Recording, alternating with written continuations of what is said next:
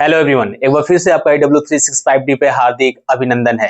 I hope कि आप लोग सभी लोग अच्छे होंगे, दिल लगाकर पढ़ाई कर रहे होंगे। मैं भी स्वस्थ हूँ, अच्छा हूँ। और इसी के साथ हम क्या करते हैं, आज की टॉपिक की शुरुआत करते हैं। माय स्टूडेंट, जैसा कि आप जान रहे हैं कि यहाँ पे AW365D पे यानी कि कॉम्पिटिटिव लेवल के साथ साथ आपकी जो बोर्ड के बच्चे हैं उनको भी ध्यान में रखते हुए हर एक टॉपिक कवर कराई जा रही है।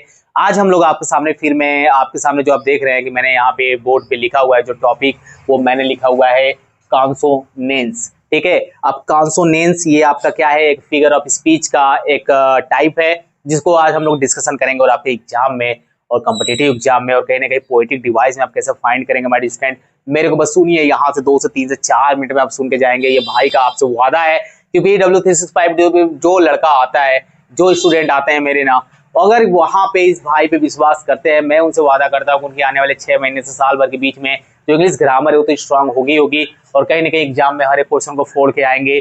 आप देखिए यहाँ पे कि कैसे ये आपका जो यहाँ पे मैं टॉपिक लाया हूँ फिगर ऑफ स्पीच में कॉन्सोनेंस एक्चुअली में होता क्या है। कॉन्सोनेंस माय स्टूडेंट जो आपका होता है, यानी कि कॉन्सोनेंस की अगर हिंदी बात करोगे तो कॉन्सोनेंट से ही यानी कि आपका निकल के आया है कॉन्सोनेंस, यानी कि जिसको बोलते हैं माय स्टूडेंट आप व्यंजना व्यंजना वृत्ति। ठीक है, व्यंजना वृत्ति, यानी कहीं ना कहीं ऐसा लग रहा है कि यहाँ पे व्यंजन की यानी कि कॉन्सोनेंट की क्या होगी, वृत्ति होगी, यानी कि उसका क्या होगा, बार बार वो वर्ड क्या होगा, आपकी रिपीटिशन में आएगा। लेकिन मेरे स्टूडेंट सबसे एक अच्छी चीज है कि बिना एग्जाम्पल के आप इसको क्या कर सकते हैं, समझ नहीं सकते हैं। और पोएटिक डिवाइस मैं आपको जब अभी बताऊंगा ना, अभी क्लास 10th की मैं पोएम, आपके क्लास 12th की पोएम आपके सामने 1 by 1 अब लाई जा रही है, जैसा कि आप देख रहे हैं। अगला हम लोग जो क्लास 10th की जो पोएम आपके सामने अगले 2 क्लास के बाद आ जाएगी, how to tell about animal. ठीक है, हम कैसे क्या करेंगे, किसी भी एनिमल के बारे में जान सकते हैं, उसमें कौन कौन से पोएटिक डिवाइस है।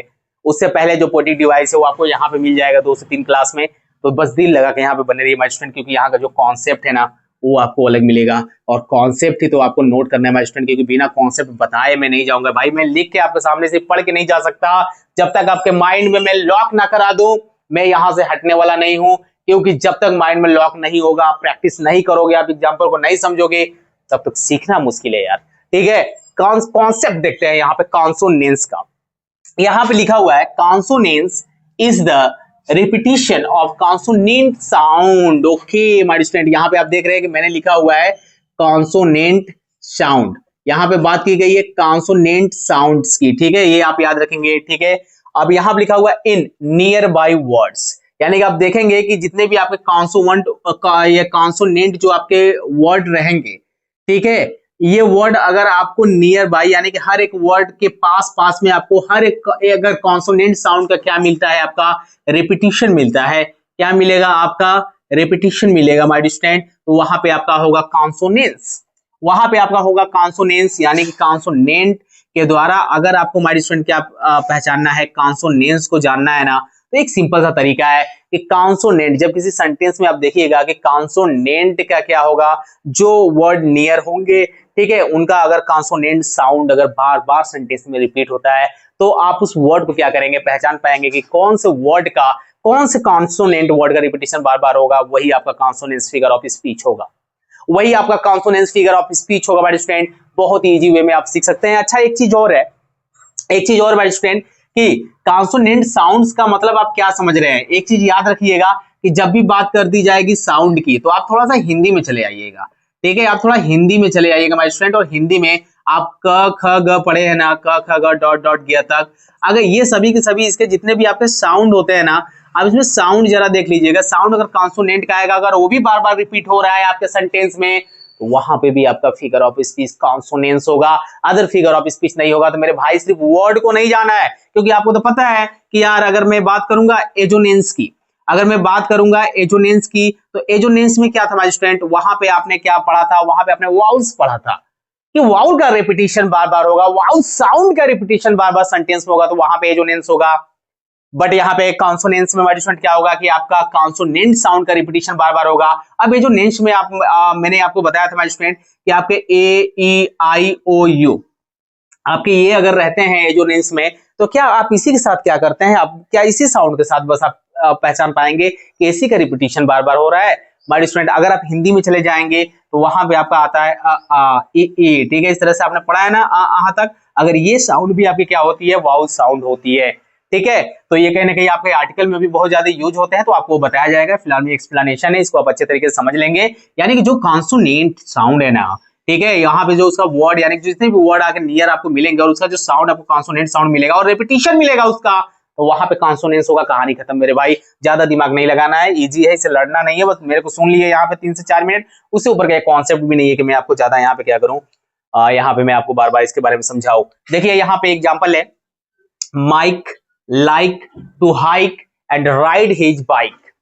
ओके, आप यहाँ आराम देख रहे हैं कि Mike likes to hike and ride his bike. अभी हमारे स्टूडेंट बताइए कि किसका साउंड आपको समझ में यहाँ पे आ रहा है। देखिए माइक, यहाँ पे क की साउंड निकल के आ रही है, लाइक इसमें भी क की साउंड निकल के आ रही है, यानी कि के की साउंड आ रहा है, यहाँ पे के की साउंड आ रहा है, यहाँ पे हाइक, यहाँ पे क की साउंड आ रहा है, के की साउंड आ रहा है, यहाँ पे हिज बाइक में आपका क्या हो रहा है कि नंबर ऑफ रिपीटिशन आप देखेंगे हमारे स्टूडेंट, तो कॉन्सोनेंट का यानी कि नंबर ऑफ, अगर नंबर ऑफ रिपीटिशन आप देख रहे हैं, ठीक है, नंबर ऑफ रिपीटिशन आप देख रहे हैं हमारे स्टूडेंट आपका कॉन्सोनेंट का, अगर वो क्या होगा 2 और मोर देन, ऐसा नहीं सिर्फ 2 ही रहेगा, 2 और मोर देन 2 3, ठीक है, 4 भी हो सकता है, 5 भी हो सकता है, 6 भी हो सकता है किसी सेंटेंस में, तो वहां पे आप लॉक करेंगे हमारे स्टूडेंट को, वहां पे आपका क्या है कॉन्सोनेंस है।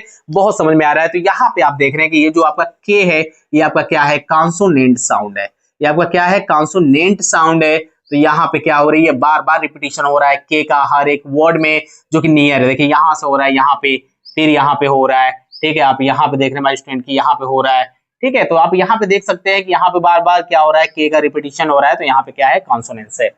He stood on the road and cried, ठीक है, स्टूड वो खड़ा हुआ था, ऑन द रोड सड़क पे, एंड क्राइड और क्या किया था, चिल्लाया था या रोया था। यहाँ हमारे स्टूडेंट ही हो गया, स्टूड हो गया, ठीक है। जरा देखते हैं स्टूड, यहाँ पे ड आ रहा है, ठीक है, चलिए डी की साउंड यहाँ पे मेरे को मिली, ऑन द रोड यहाँ पे ड आ रहा है, ओके, डी यहाँ पे मिला, क्राइड एंड सॉरी यहाँ पे डी मिला एंड क्राइड, यहाँ पे डी मिला। ये देखिए 1 2 3 4, क्या बात है यहाँ पे माय स्टूडेंट। तो यहाँ पे आप देख रहे हैं कि stood on the road and cried, यहाँ पे डी का रिपीटिशन आपको नंबर ऑफ ज्यादा मिल रहा है। यहाँ पे डी क्या है आपका कॉन्सोनेंट, इसलिए यहाँ पे कॉन्सोनेंट फिगर ऑफ स्पीच आप सेंटेंस में फाइंड करेंगे।